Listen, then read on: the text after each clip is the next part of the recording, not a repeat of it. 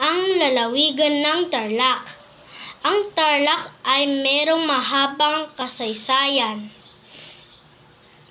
sa larangan ng politika at himagsikan.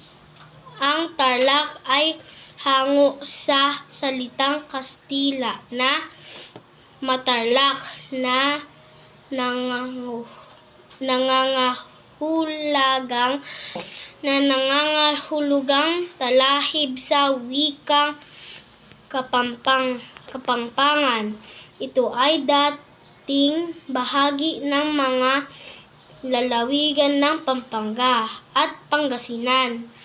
Ang mga unang bayan nito ay Paniki, 1574, Tarlac, 1686, Bamban at Capas, 1710.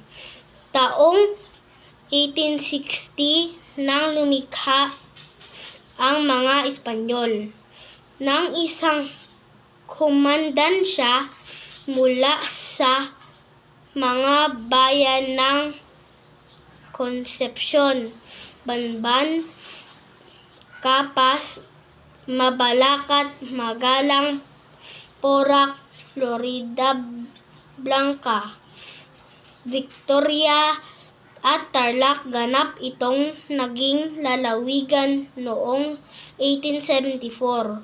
Noong 1896, ang Tarlac ay isa sa 8 pinakaunang lalawigan nag-alsa laban sa mga Espanyol.